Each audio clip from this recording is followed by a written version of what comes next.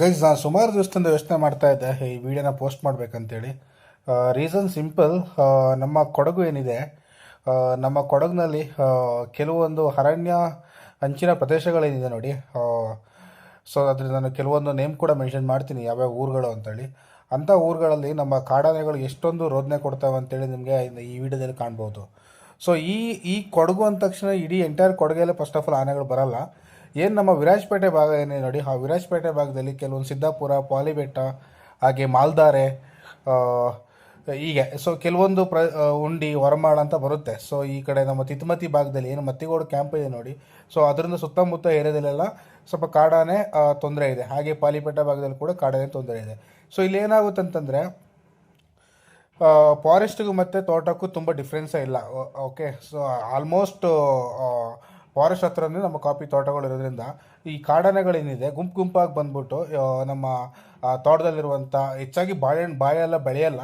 ಹೆಚ್ಚಾಗಿ ಬೆಳೆಯೋದೇ ಬಂದು ಕಾಫಿ, ಒಳ್ಳೆ ಮೆಣಸು ಇರುತ್ತೆ. ಅದ್ರ ಜೊತೆಗೆ ಹಲಸಿನಕಾಯಿ ಏನಿದೆ ನೋಡಿ, ಇದರ ಈಗ ಹಲಸಿನಕಾಯಿ ಸೀಸನ್ ಇರೋದ್ರಿಂದ ಆನೆಗಳಿಗೆ ತುಂಬ ಫೇವ್ರೇಟ್ ಅದು. ಸೊ ಸ್ಮೆಲ್ಲಲ್ಲೇ ಗೊತ್ತಿರ್ಬಿಡುತ್ತೆ ಇಲ್ಲಿ ಹಲಸಿನಕಾಯಿ ಇದೆ ಅಂತೇಳಿ. ಸೊ ಹಾಗಾಗಿ ಈ ಆನೆಗಳು ಬಂದು ತೋಟಕ್ಕೆ ಬಂದು ಹಲಸಿನಕಾಯಿ ತಿನ್ಕೊಂಡು, ಹಾಗೆ ಅಲ್ಲಿ ಬೆಳೆದಿರೋ ತೆಂಗಿನಕಾಯಿ ಇದ್ದರೆ ತೆಂಗಿನಕಾಯಿ ತಿನ್ಕೊಂಡು, ಸೊ ಮರಗಳನ್ನ ಬೆಳೆಸ್ಕೊಂಡು ಇಂಥ ದಾನ್ಲೆಗಳ ಮಾಡಿಕೊಂಡು ಆಮೇಲೆ ಬೆಳಗ್ಗೆ ಹೋಗುವಂಥದ್ದು ಕೆಲವು ಆನೆಗಳು.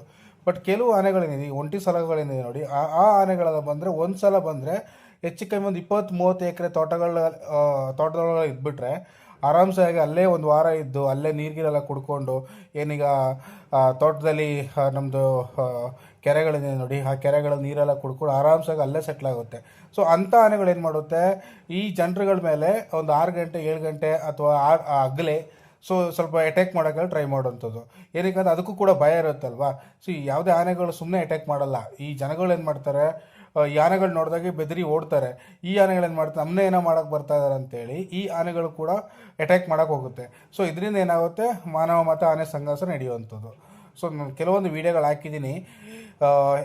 ಸ್ಪೆಷಲಿ ನಾನು ಇಲ್ಲಿ ನಮ್ಮ ಗಸ್ತು ತಿರುತ್ತಾರೆ ನೋಡಿ, ನಮ್ಮ ಅರಣ್ಯ ಯಾರು ನಮ್ಮ ಫಾರೆಸ್ಟ್ ಗಾರ್ಡ್ಸ್ ಇರ್ಬೋದು, ಅಥವಾ ಅಲ್ಲಿ ಕೆಲಸ ಮಾಡುವಂಥ ಯಾರು ಹುಡುಗರು ಇದ್ದಾರೆ ನೋಡಿ, ಅವರು ತುಂಬ ಎಫರ್ಟ್ ಹಾಕ್ತಾರೆ. ಮರದ ಮೇಲೆಲ್ಲ ಕೂತ್ಕೊಂಡು ಸಿಗ್ನಲ್ ಕೊಟ್ಕೊಂಡು ಈ ಆನೆನ ಓಡಿಸೋದಾಗಲಿ, ಪಟಾಕಿ ಓಡಿಸೋದಾಗಲಿ, ಸೊ ಎಲ್ಲನೂ ಕೂಡ ಹಾರ್ಡ್ ವರ್ಕ್ ಮಾಡೇ ಮಾಡ್ತಾರೆ. ಡೇ ಆ್ಯಂಡ್ ನೈಟ್ ಕಾಯಿ ಕೂತ್ಕೋತಾರೆ ತೋಟದಲ್ಲೆಲ್ಲ.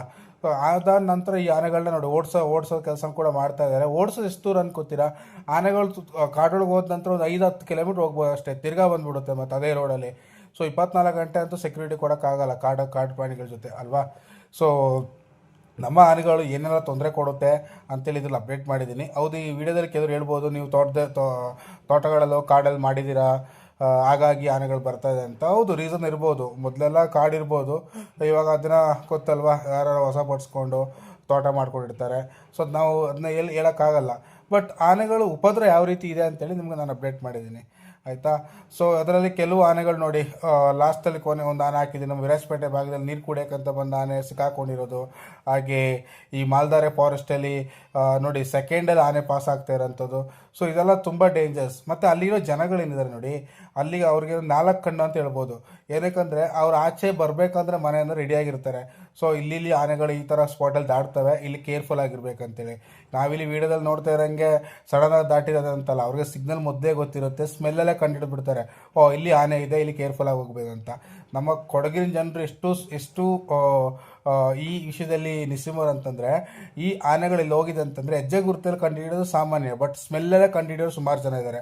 ಸೊ ಇಲ್ಲಿ ಆನೆಗಳಿದ್ದಾವೆ ಅಂತೇಳಿ ವರ್ಷ ಇಲ್ಲಿಗೆ ಆನೆ ಬರೋದು ಇದೇ ಜಾಗದಲ್ಲಿದೆ ಅಂತೇಳಿ ಜನ ತುಂಬ ಕೇರ್ಫುಲ್ ಆಗಿರ್ತಾರೆ. ಸೊ ಅದಕ್ಕೆ ನಾನು ಈ ವಿಡಿಯೋಗಳು ಹಾಕಿದ್ದೀನಿ. ನಿಮಗೂ ಏನಾದರೂ ಈ ವಿಡಿಯೋದ ಬಗ್ಗೆ ಅಪ್ಡೇಟ್ ಅಥವಾ ಏನಾದರೂ ಹೇಳ್ಬೇಕಂತಂದರೆ ಕಮೆಂಟ್ ಮಾಡಿ ನೋಡೋಣ. ಸೊ ನೀವು ಎಷ್ಟು ತಿಳ್ಕೊಂಡಿದ್ದೀರಿ ನಮ್ಮ ಆನೆಗಳ ಬಗ್ಗೆ ಅಂತೇಳಿ. Thank you so much. ಇನ್ನೂ ಯಾರು ಸಬ್ಸ್ಕ್ರೈಬ್ ಮಾಡಿದ್ರೆ ನನ್ನ ಚಾನಲ್ ನೋಡ್ತಾ ಇದ್ದಾರೆ, ಸಬ್ಸ್ಕ್ರೈಬ್ ಮಾಡಿ ಅಂತ ವಿಡಿಯೋ ಮುಗಿಸ್ತಾ ಇದ್ದೀನಿ.